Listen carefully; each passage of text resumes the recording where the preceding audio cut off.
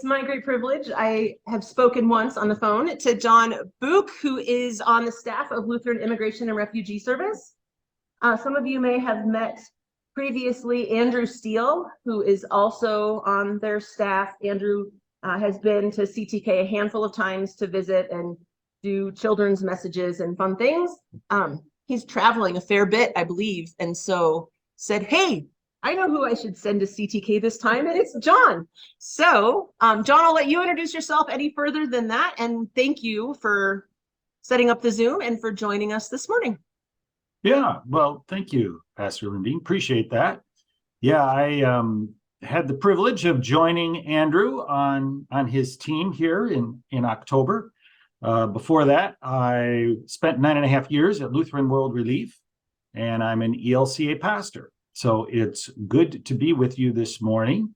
And also just want to thank you for your participation in the Welcome Kit Drive and for all that you do to welcome newcomers to the United States.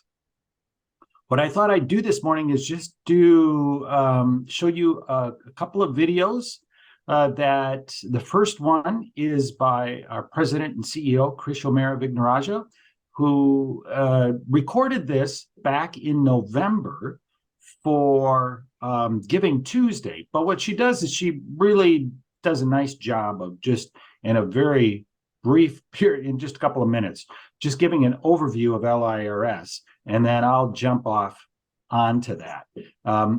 If you have questions, I can stop on this presentation, but I've got now that I think of it, I've got 4 videos that I just want to share with you. And so I'm going to go bing, bing, bing, just to give you kind of an overview of LIRS, and then also just highlight kind of where we're going.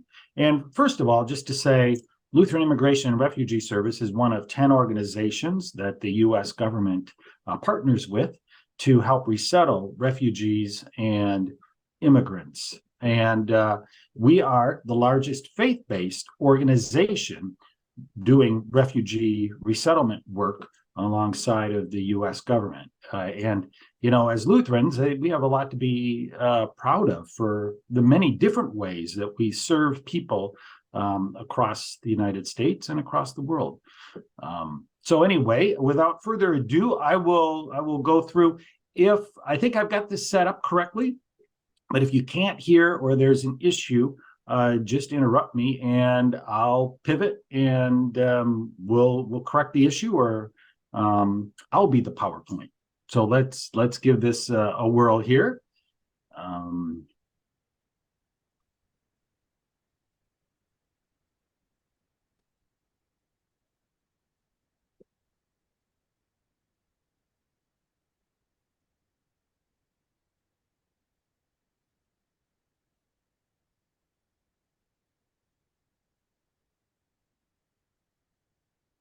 Happy 10th Annual Giving Tuesday. My name is Chris O'Mara-Vignarajah, and I'm the President and CEO of Lutheran Immigration and Refugee Service, also known as LIRS. LIRS has been working for more than 80 years with at-risk individuals and families, such as our new Ukrainian and Afghan neighbors and those fleeing violence in Central and South America.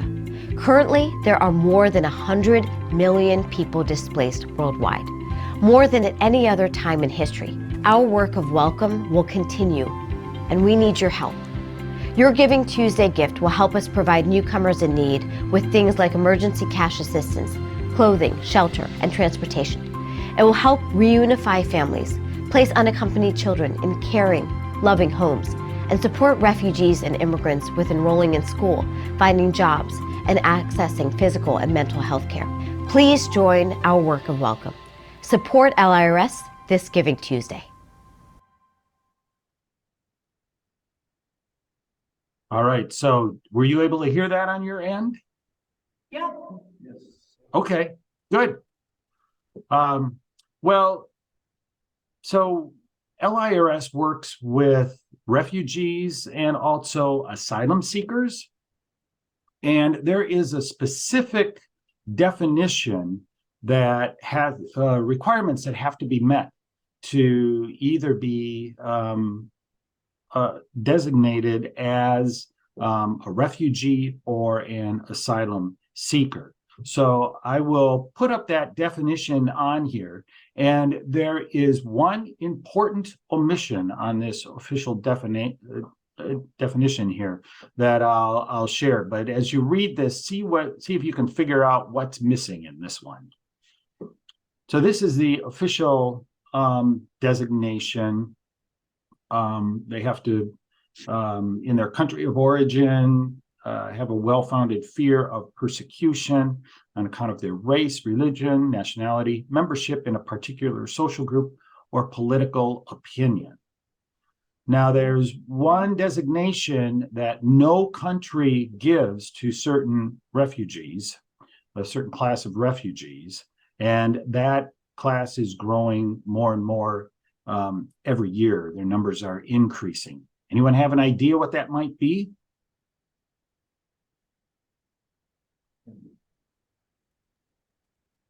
And I can't see you because I'm screen sharing, so you'll have to.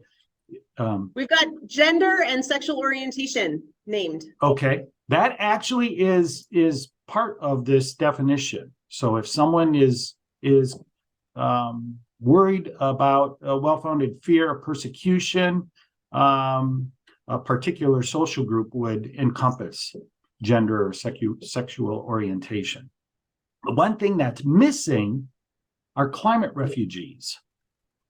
And more people are forced into being refugees due to climate. And that is a designation that no one recognizes. And those people have no access then to the official status of being a refugee. So that's one thing that LIRS is working on. LIRS is kind of a national overarching organization that has the big picture view. And so that's one area that LIRS is working to get added onto this. I don't know, that's a pretty heavy lift, but that is more and more people are becoming refugees due to climate. So there's a kind of a differentiation between being a refugee and an asylum seeker. And I won't read through all of this, but to be a refugee means that you have legal status before you enter, say, the United States. You leave your home country, go to a third country, and then you apply for refugee status to the United States. And that may take up to 10 years, where someone will have to wait in a refugee camp to be able to have refugee status. And when you're designated refugee status, when you come to the United States, then you're given a green card, you're given support for a short period of time, and you can work. When you're asylum seeker, that's where you come to the border, say at the southern border, and you ask to seek asylum, which is recognized under US law as well as international law. When you are then allowed to seek asylum, there are no services at all. It may take months for you to be able to get clearance to work, get approval to work. And the other aspect that asylum seekers really need assistance with is legal services. And there's no governmental funding for that. So that's one thing then that LIRS helps to provide out of people's generosity. And when you support LIRS, is to help support asylum seekers as they come into the country. One of the areas that LIRS is expanding in is what we call welcome centers. And there are about 7 of them right now across the nation. We're opening a new one in Baltimore. And we have heard just in the last 2 months from the bishop in the Rocky Mountain Synod saying there are many asylum seekers that are migrating now into Denver, and we don't have the services. So LIRS is opening a welcome center. And this is a welcome center is a one-stop shop where asylum seekers can come to find help and support also get some guidance on legal counsel as well. One of the things that we do is provide respite services. So in cities like Phoenix and San Antonio, Las Cruces, New Mexico, there are places where when people are released from detention after they've crossed the border, they are then, they come to these respite centers where they're able to get fresh clothes, take a shower, get some food. One of the things that they're not allowed to do when they are in detention after they cross the border is, number one, talk to any of their family on a phone. So then when they come to a respite center, they can talk to their family members. And they also can't get coffee when they're in detention. And so coffee is just deeply appreciated by people as they are released from detention. And then the respite center there, the staff help them get to where they want to go to in the United States, where they've got either a family member or someone that they know that they're going to stay with. Some of the concerns about asylum seekers is, for them, is you may have heard of Title 42 that was instituted during the Trump administration under the pretense of saying we are concerned about asylum seekers bringing COVID into our country. So Title 42 was enacted to basically keep certain people out from seeking asylum in the U.S. That is still in place, Title 42, but it is before the Supreme Court, and the Supreme Court, I think, is scheduled to rule on that on June. But with President Biden declaring an end to COVID, now the COVID emergency, that in May, it appears that Title 42 will go away. However, there have been new barriers put up for migrants at the southern border. And so while Title 42 may go away, there's still major blocks for people to seek asylum in the United States at the southern border, in particular for certain nationalities. If you're from West Africa, you can still cross the border at the southern border and seek asylum. But if you're from places like Venezuela or Cuba or Nicaragua, you can't.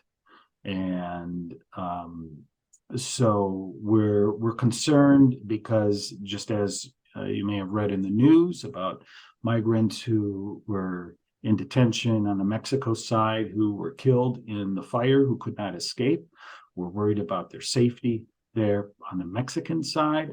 And we're also concerned that with the new barriers put up now after Title 42, that adults, parents may say with their kids that it'll be easier for their kids to cross the border, so they may go up to the border and then have their kids cross the border with the parents staying in Mexico. And so we're bracing for an increase in unaccompanied minors crossing the border starting here very soon. And there's just inadequate funding to help meet the needs for the people who are coming into the U.S. So one of in 2021, there was about 72,000 Afghanis who came under the emergency referral or humanitarian parolee program. And so I just want to share this story of Nasir, who was an interpreter for the U.S. He was contracted by the U.S. military as an interpreter. He has a deep scar still in his head where he took incoming shrapnel when the American military came under fire.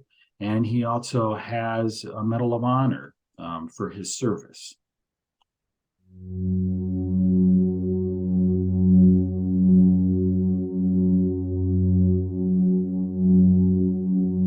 When I moved to in the United States, it was hard, the culture shock. In Afghanistan, I was always worried about that I will blow up anywhere, in any spot around my house, anywhere if I was going to work. I was threatened by the Taliban so many times on phone calls. I was ambushed twice in front of my house, and somehow God saved me. When I moved to the United States, and all those things was still with me. And then it was a shock, like it was so quiet here, and I thinking I don't have to worry about that I will be killed.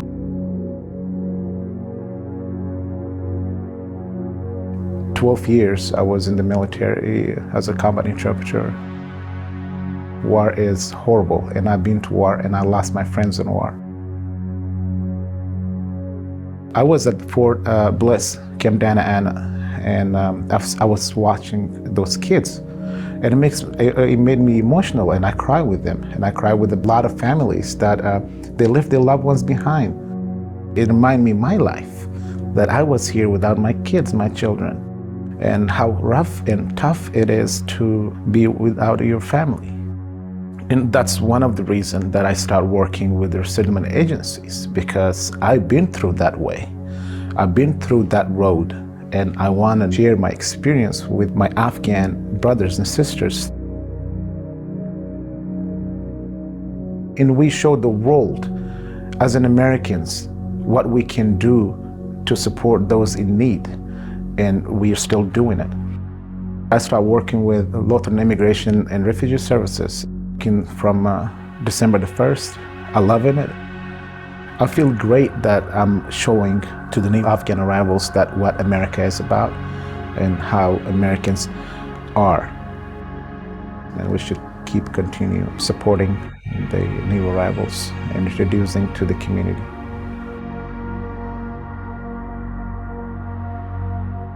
The best part of my work is, again, to see my people, see different cultures. Honestly, I learn a lot at how many cultures we have in Afghanistan. How many different languages we have. It was sad in Afghanistan we couldn't travel a lot around Afghanistan because of the security threats we had. You know, I'm getting that opportunity in America. It's a great feeling.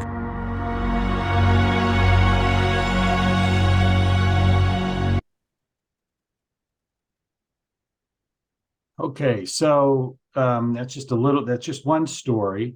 One of the things that LIRS is working on is asking Congress to pass the Afghan Adjustment Act for Afghanis who came here. Many of them came in August of 2021, and they're here under a 2-year humanitarian parole window, and that's coming to a close, coming to an end in August. And so we're asking Congress, let's make their status more permanent, because they are becoming more anxious, wondering what will happen to us, and they don't want to return to Afghanistan. Just for many of them, they're afraid of their safety in returning.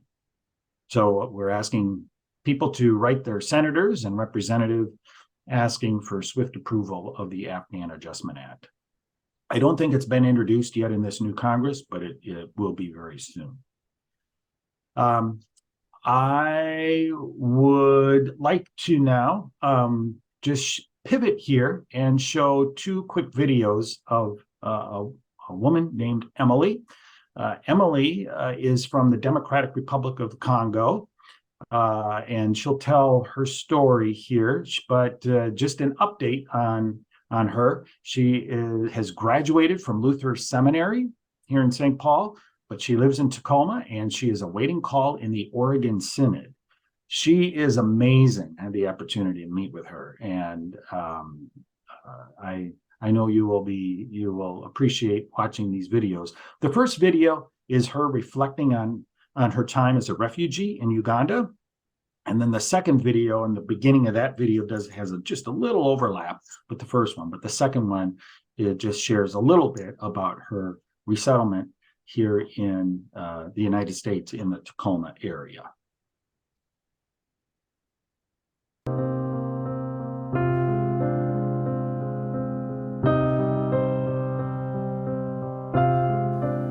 difficult places, you know, it wasn't all bad.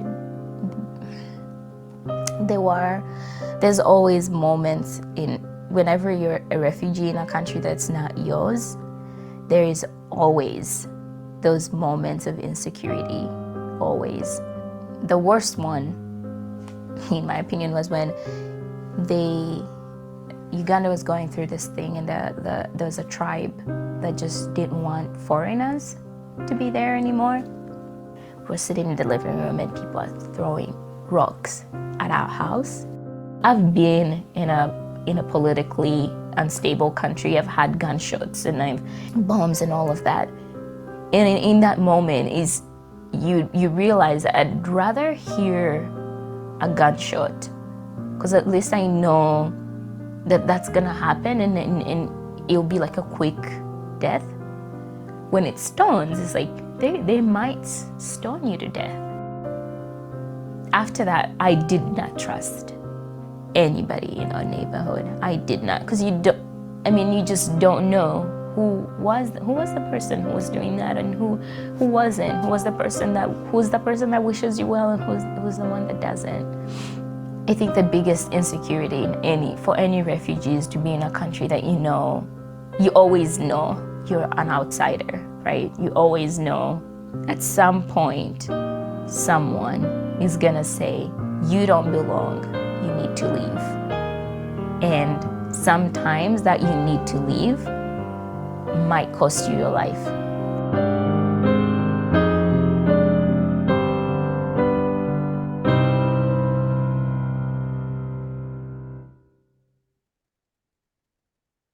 Okay, now we will go from Uganda to Tacoma.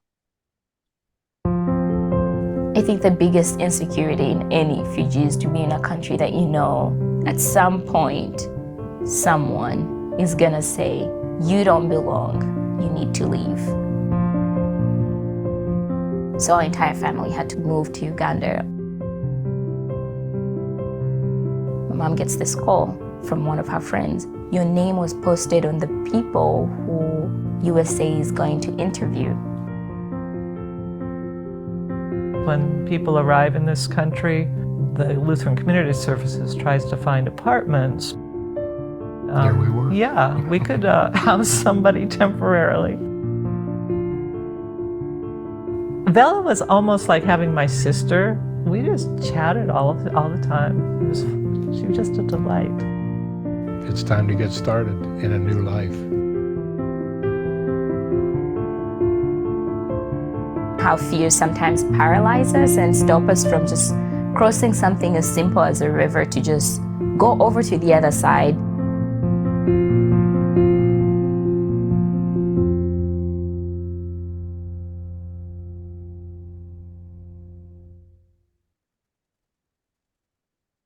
Okay, so you get a little glimpse of Emily there.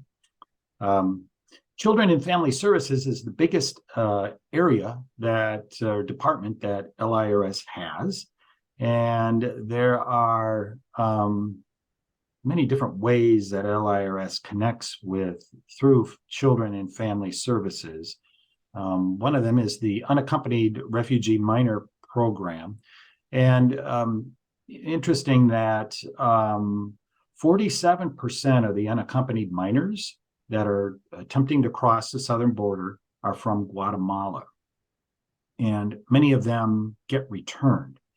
One of the areas that LIRS then is expanding into, and another area that you support through your philanthropic gifts to LIRS, is we're opening up an office in Guatemala.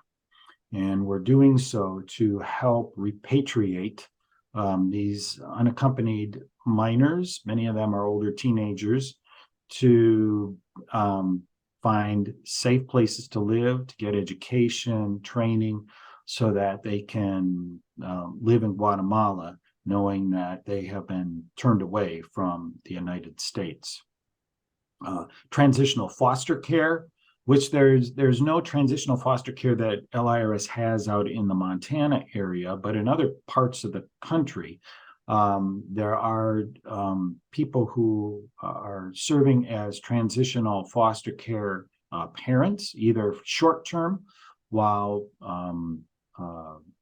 custodian is going through their review and evaluation to make sure they are capable and will provide safe support for the unaccompanied minors, and then more long-term foster care for unaccompanied minors who maybe don't have anyone that they can go to, or who are dealing with some mental trauma due to what they have experienced.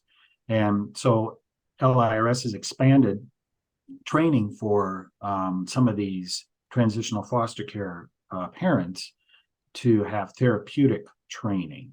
And that is something that is not covered by the government, but that LIRS sees as a need. One of the things then that LIRS has also done is begin school in the Baltimore area kind of as a beta test for these children to be able to go and get the support they need from a special school to get the therapeutic care that they need. And then I'm just going to hit just over my last slide here, or second to last slide, is so what's new? All right, so there's new American community lending. So an example of that is there was a woman who owned her own business in Afghanistan. And when she came here, she would like to start her own business here too. So LIRS is giving her a loan, microloan, to help launch her own business. So there's going to be more stories you're going to hear about that from New American Community Lending. Employment services are another area that are really needed for immigrants. When a refugee comes, as I said, they're given a green card, but they have to take the first job that comes along. And many of them then stay in these positions until, well, basically for a long time, because it's what they know here. There's a story of a gentleman who came in 2001 from Thailand, and he was in IT.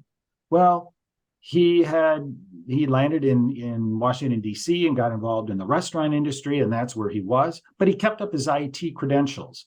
And so he heard that LIRS was now working with long-term refugees to help them find better employment, and he contacted us. And so we partnered with him. Anyway, long story short, he got hired by Amazon. Amazon paid for his moving from Washington, D.C. to Seattle. They gave him a signing bonus, and he's now earning $130,000 a year. So that's a success story for employment services. We're also designating preferred employers who will hire refugees. And then that way refugees know, hey, we can apply to them, and they will look, they may hire us. An example of one of those companies that is very well known is Pfizer, a pharmaceutical. And I already mentioned the office in Guatemala. So last here is how you can welcome. You're already doing it there locally, but you're acting, but you can donate, advocate, talked about the Afghan Adjustment Act, pray, and you can share the message to teach others. And let me now, there we go. So that was an awful lot to go through. Hopefully, you're able to pick up, a few tidbits here of what is happening in welcoming newcomers and how you can be a part of that and how you already are. And thank you for what you do. Any questions you have here? I know we're coming up on time. Just a quick one on the employer side.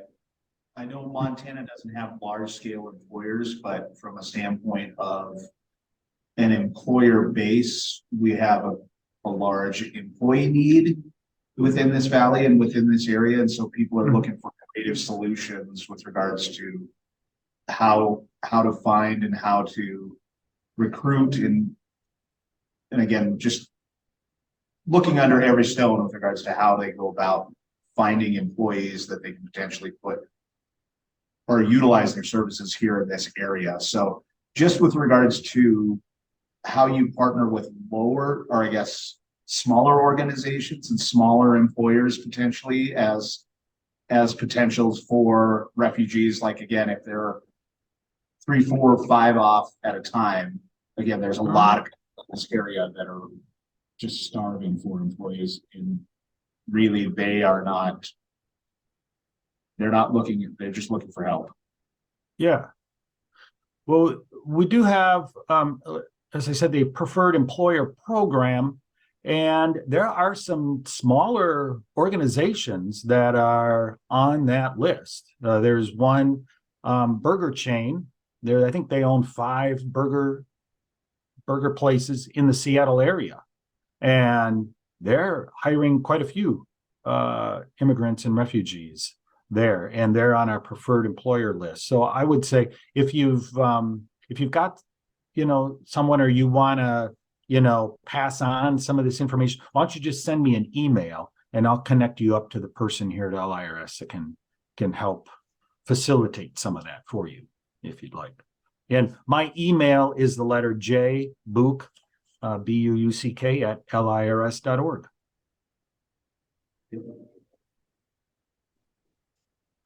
John, I have a question. Sure. Just with the 10 organizations that resettle folks in the United States, Mhm. how does, like, I know in Missoula, it's the IRC that is active and resettling. What's the cooperation like amongst those 10 organizations? Is there a big map? And does it get carved? Like, how does that work? Yeah. A lot of, so I've only been with LIRS since October. So I'm still learning this all, and it's complicated. I'm still trying to figure it all out. LIRS has a network of organizations that we partner with to do the local resettlement, such as Lutheran Community Services Northwest, Lutheran Social Services of the Southwest, and I mean, there's quite a few across the United States. But we try not to overlap with other organizations, like where IRC has local organizations or affiliates that they partner with as well. And is there a map? That is a really good question. I have not seen one. I think we have a map of where our local affiliates are located, but all I have, what I usually go to is I've got a database that I can go and see all of our affiliates and where they're located, but that's in an Excel spreadsheet. I don't Right, know don't show me that. I don't want to look at that. Okay, I won't show it to you. Right, yeah, just curious, just knowing that there's many, and Yeah, trying to partner and not do the overlap to. right, yeah. There's too much need to try to step on each Right. other's toes. That's crazy. Yeah. Any other questions?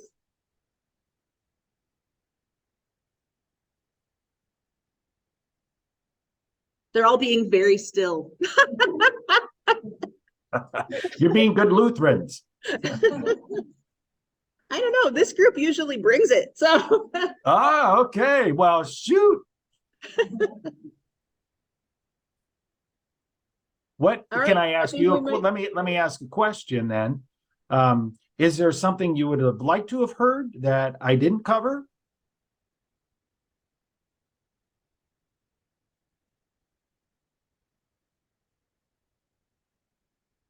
I guess my question is indeed, like in our particular area, how are these groups working so that we can identify just who the players are? I don't know if you could hear that, John. Just how do we identify the players in our local area to know what's going on? Yeah. Good question. Like I said, I'm familiar with LIRS affiliates, But let me see what I can find on that, because you're asking a really good question, something I should know. And then Pastor Lindeen, I'll just get back to you in terms of what I find. That sounds awesome. Okay. All right. I have one last question. Just at the end of the second video about Emily, it said for the whole story, go here. Is that something you could find? Yeah. So if you go to YouTube and type in Lutheran Immigration and Refugee Service, our channel will pop up. You know, I'm a little frustrated with YouTube because, man, it doesn't seem to really populate that in any way in particular. But the one video that the larger video is called Emily Crossing the River. Okay. So if you type that even into YouTube, you will have that pull up. Emily Crossing the River. Great. Thank you. And it's Emily with 2 L's. Right. What about Ukrainian refugees? I mean, obviously that's a big group that we haven't seen up until the last few years. And I guess I don't know how those people are even making it here, but I know that that's a need. Yeah, there's an organization that Ukrainians go through called Uniting for Ukrainians. And that's how Ukrainians end up coming to the United States. Interesting is that initially, many Ukrainians were flying to Mexico and having to enter the United States through the southern border. But then the Biden administration put in place the humanitarian parolee program for Ukrainians. So then Uniting for Ukrainians helps them come here.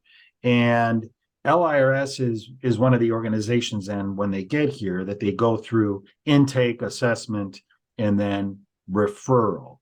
So in terms of the number of Ukrainians that have gone through LIRS's sphere is 1,241, where there were almost 12,000 Afghanis who came through in August of 2021. So there are a lot more Afghanis who came. And through Lutheran Community Services Northwest, most of the people that they're resettling even now are from Afghanistan. But Okay, so LCS. That just made me think of another question. What happens in August to the Afghanians? Like they ask them to leave, their visa or whatever expires? Well, probably what will happen is the administration will give them a temporary advancement, a temporary status for another 6 months. The other thing that they can do is they can go through the asylum process, but that's a long process, and there are no guarantees that they will be granted asylum.